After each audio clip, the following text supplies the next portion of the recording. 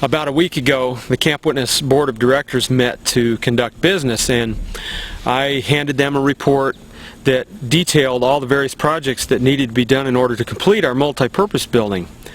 And there was costs behind each of those items, and the total was $212,434. And I reminded the guys that the longer that it takes for us to get this done, the more it's going to cost, but they already knew that.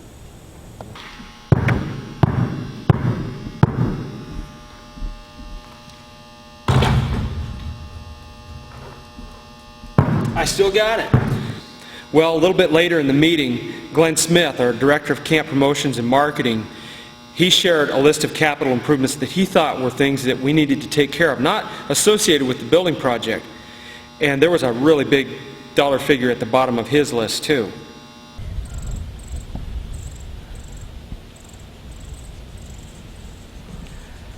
On top of all this, camp continues to experience growth in our activities and programs. In the last 2 years, we picked up 150 additional campers. Add our staff to the mix, and on any given week during the summer, our population resembles that of a small town in Nebraska. Someone asked me that if with the additional campers, do we have additional money coming in through the registration fees? And the answer to that is yes, but with the additional money coming in through registration fees, we also need to increase our donations from individuals and churches, because registration fees only make up about 50% of what it actually costs to operate camp. It's kind of like filling a bucket with a hole in it. It takes so much water to fill this thing up, but in the last 2 years, the hole in the bucket just got bigger. But all this is good because I think we've been able to do a better job at fulfilling our purpose here at camp.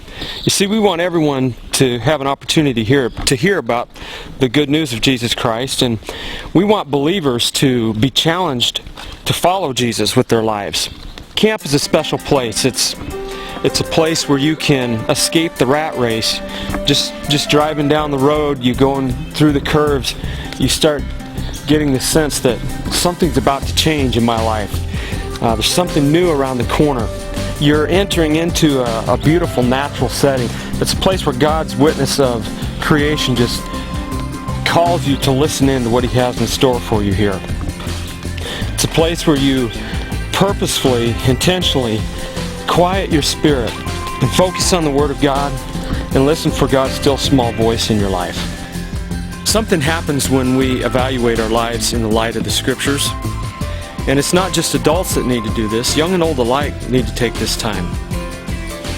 You come to a fork in the road, and you've got to decide. Following Jesus means that I obey, and I make the change that is necessary, that He set before me, and we could take that path. Or I could choose to take the other path and enter into a barrage of consequences that could destroy my life or my relationships. When you leave camp, you won't be the same. You have come to this fork in the road.